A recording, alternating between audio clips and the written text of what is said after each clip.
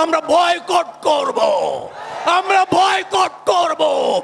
আপামর সাধারণ ধর্মপ্রাণ মুসলমানদেরকে নিয়ে আমরা আমাদের ধর্মীয় রাজনৈতিক নেতাদেরকে বয়কট করব। আমরা এক বাক্স চাই। মামুনুল হক এগিয়ে চলো।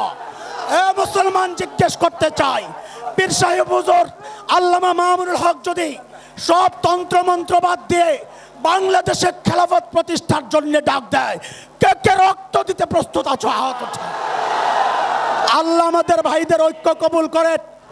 আরে বলেন আমি, আমরা বিচ্ছিন্ন দেখতে চাই না। ঠিক আছে না ইনশাআল্লাহ? বলেন ঠিক আছে তো ইনশাআল্লাহ? যারাই ভাইদেরকে বিচ্ছিন্ন করতে চাইবে, আমরা ভবিষ্যতে যদি এমন কাউকে পাই তাদেরকে উলঙ্গ করে ময়দানে নামায়া দেব ইনশাআল্লাহ।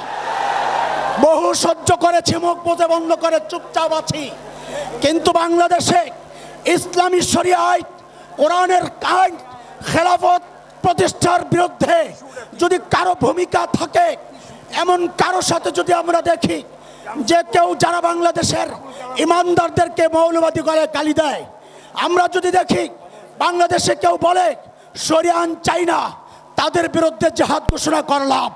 বাংলাদেশে সব তন্ত্রমন্ত্র দেখা শেষ। আগামীতে হবে বাংলাদেশ ইসলামের বাংলাদেশ, আল্লাহর কালামের বাংলাদেশ। দেখতে চাই কি চাই না? মুসলমান দেখতে চাই কি চাই না? জান দিতে প্রস্তুত আছি ইনশাআল্লাহ। মাল দিব না ইনশাআল্লাহ, না মাল দিব না। জান দিতে কে কে প্রস্তুত? মাল দিতে কে কে প্রস্তুত? আমার বড় ভাইয়ের থেকে আগে একটু আদায় করে লই। পীর সাহেব হুজুর ওই সবাই ওয়াদা দিছে মাল দিব, কি কিছু মাল নিব নগদ। আলহামদুলিল্লাহ। আহমদ ভাই কই? আহমদ সাহেব কই? হুজুর তো শুধু পীর না, শুধু পীর। আমি বলবো বাংলাদেশের ভবিষ্যতের আমিরুল মুমিনিন, আগামীর বাংলার আমিরুল মুমিনিন পীর সাহেব চরমোনাই। হুজুর শুধু পীর নয়, হুজুর রাজনৈতিক নেতা। হ্যাঁ, এই জন্য হুজুরের সামনেই কথাটা বলতেছি। এই বছর আমরা যদি দেশে নির্বাচন হয়, যদি দেশে মুসলিম ইসলাম চায়, এমন দলগুলোর একাধিক বাক্স দেখতে চাই না। এক বাক্স, বাক্স যদি একটা হয় তাহলে জনগণ নির্বাচন দিবে, আপনাদেরকে নির্বাচিত করার আপ্রাণ চেষ্টা করবে। একাধিক বাক্স থাকলে আমরা বয়কট করব, আমরা বয়কট করব। আপামর সাধারণ ধর্মপ্রাণ মুসলমানদেরকে নিয়ে আমরা আমাদের ধর্মীয় রাজনৈতিক নেতাদেরকে বয়কট করব। আমরা এক বাক্স চাই, ইসলাম চায় এমন সবগুলো দল মিলে এক বাক্স হবে, একাধিক বাক্স চাই না। এটাই আমাদের দাবি। হুজুর আছেন, আমাদের মামুনুল হক সাহেব সামনে আছেন। চাই হোক খেলাফত, হোক আন্দোলন, হোক জামাত, বাক্স একটা, বাক্স একটা। আর যদি বাক্স একটা করতে পারেন, আমি দাবি করে বলবো আগামীর বাংলাদেশ ইসলামের বাংলাদেশ, আগামীর বাংলাদেশ কোরআন সুন্নাহর বাংলাদেশ। ঠিক ইনশাআল্লাহ।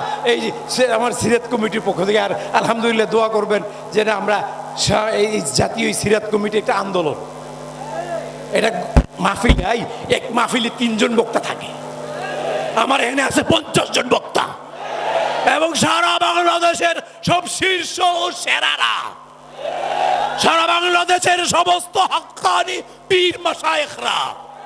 আমি একটু আগে বলেছি এই মঞ্চ, আজকের এই মঞ্চ হক্কানি পীর মাশায়েখদের মঞ্চ, উলামা মঞ্চ। আজকের মঞ্চের নাম কি? উলামা মঞ্চ।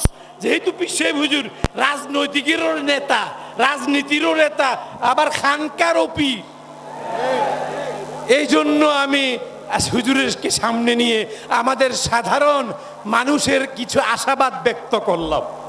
হ্যাঁ, আলহামদুলিল্লাহ আজকে আমাদের এই মঞ্চে অনেকেই আসছেন, রাজনৈতিক নেতা, রাজনৈতিক অরাজনৈতিক নেতৃবৃন্দ আমাদের এখানে এসেছেন। হ্যাঁ, বিএনপির অনেক নেতাও এসেছেন এবং জামাত ইসলামের এবার এই আসন থেকে যিনি নির্বাচন করবেন উনিও আজকে এখানে এসেছেন। আমরা সকলেই আলহামদুলিল্লাহ সকালে আছে এখানে আমরা। তবে আমরা সবাই চাই এক বক্স, একাধিক বাক্স আমরা মুসলিম ইসলামপন্থীদের চাই না। আবার আমি স্লোগান দিয়ে শেষ করি, কখন আমার সাথে, আসন নয় ঐক্য চাই, গদি ছাড়া ক্ষমতা চাই। আমি বলেছি যদি আমরা আলেমরা এক থাকতে পারি, ক্ষমতায় না যেতে পারলেও ক্ষমতা আমাদের কাছেই থাকবে। গদি না পাইলেও ক্ষমতা থাকবে আমাদের হাতে। ক্ষমতায় যারা যাবে ওরা আমাদেরকে ছাড়া কোনো কাজ করতে পারবে না, আমাদেরকে ছাড়া ক্ষমতায় থাকতেও পারবে না, আমাদেরকে বাদ দিয়ে ক্ষমতায় যাইতেও পারবে না। আল্লাহ আমাদের সকলকে আমল করার তৌফিক দান করুক। আপনারা শুকরিয়া আদায় করবেন যে আমাদের ধর্ম উপদেষ্টা উনিও আরেকজন আলেম, একজন আলেম মন্ত্রী পাইছি আমরা।